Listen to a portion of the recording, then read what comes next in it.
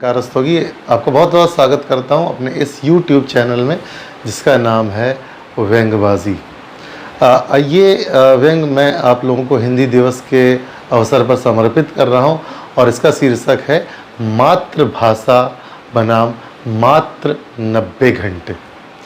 उन्होंने हिंदी भवन के ठीक सामने लगे मात्र 90 दिनों में फर्राटे से अंग्रेजी बोलना सीखे वाले होर्डिंग को देखा।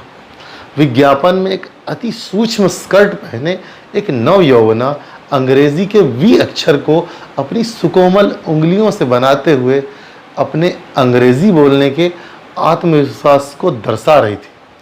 उसे ही देखते ही उनके अंदर उसी ग्रंथि रस का स्राव होने लगा जो किसी लैला को देखते ही किसी छैला को होने लगता है। महोदय उस विज्ञापन के दर्शन और प्रदर्शन से खासे प्रभावित हुए।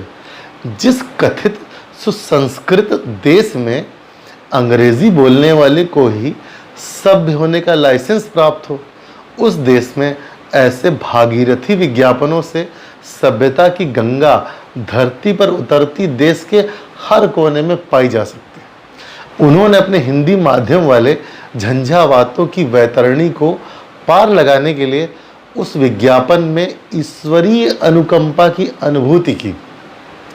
हिंदी माध्यम से पढ़ाई करने के कारण वह अभी तक इस कथित हिंदी भाषी राष्ट्र में ही शरणार्थी की तरह अनुभव कर रहे थे। हिंदी भाषा पर उन्हें गर्व था, लेकिन वही गर्व उन्हें कई बार नौकरियों के साक्षात्कार से बाहर करने का मार्गदर्शन भी करवा चुका था।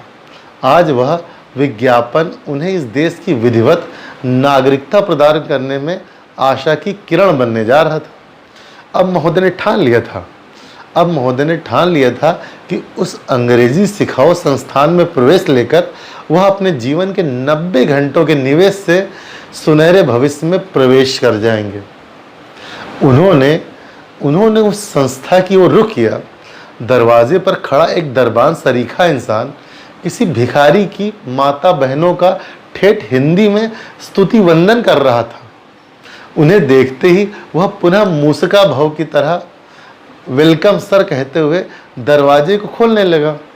दरवाजे को सामने स्वागत की मुद्रा में एक एयर होस्टेस रूपेण बाला कुछ उत्कृष्ट और असमझनीय अंग्रेजी के वाक्यों को बोलने लगी, जो अंग्रेजों के उस कालखंड की याद दिलाने लगे जिसे हटाने के लिए हमारे पूर्वजों ने न जाने कितनी कुर्बानियां दी थी।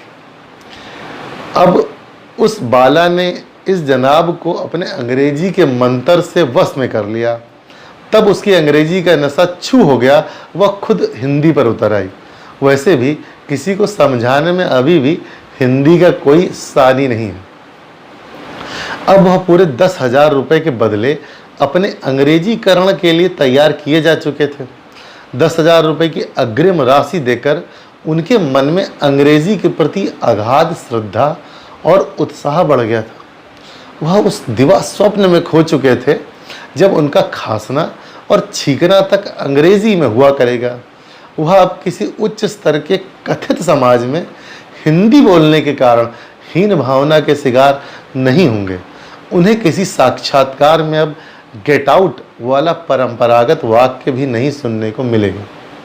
उनकी कोचिंग जारी है। वह प्रतिदिन हिंदी भवन के सामने स्थित अपनी कोचिंग में किसी योद्धा की भांति प्रवेश करते हैं।